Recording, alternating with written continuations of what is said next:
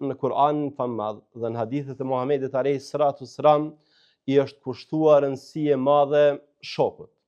Madje bazuar në mësimet e pejgamberit alayhis salatu wassalam, vlerësimi i një njeriu bëhet sipas shokut që e ka.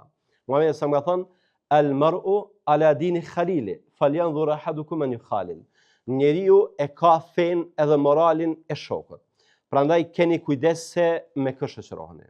Në Kur'an Allahu te bareke ve teala na urdhëron që ne me përzgjedh shoqërinë në mënyrë që me qenë shoqëri e cila na forcon në rrugën e Allahut te bareke ve teala, e cila na nxit në rrugën e Allahut te bareke ve teala, e cila na ndihmon që ne me vazhdu në këtë rrugë. Për shembull, ka thënë Allahu: "Wasbir nafsak ma'a alladhina yad'una rabbahum bil ghadati wal 'ashiyyi yuriduna wajha."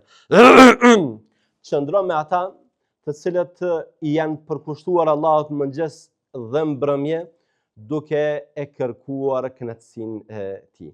Pra, shoqëria jote, ata me të cilët e kalon kohën, ata me të cilët ti e ndan ditën, natën, punon me ta, qëndron me ta, duhet të jenë të tillë që ta përkujtojnë Allahun te bareke ve teala. Për arsye se nëse janë të tjerë, desh ose jo, në një ose një formë tjetër do të dëmtohesh.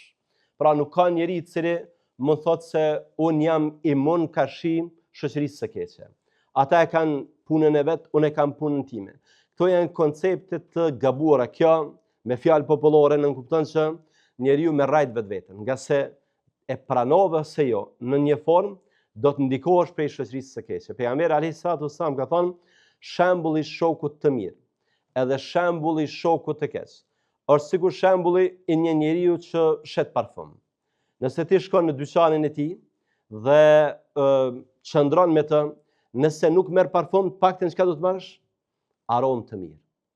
Pra nga besimtari është e pamundur, nga shoku i mirë, nga shoku besimtar, është e pamundur që të mos përfitosh diçka të mirë. Fjalë, këshill, nasihat, mund diçka të mirë. Ndërsa shembulli i shokut të keq është sikur shembulli i farktarit, i kovaçit, i atij që fryn në zjarr. Nëse nuk të djeg, të paktën do t'jap aromë të keq. Pra është e pamundur me qëndru në atë vend e që mos me marr në rroba, mos me ndijat erën e zjarrit, erën e prushit, erën e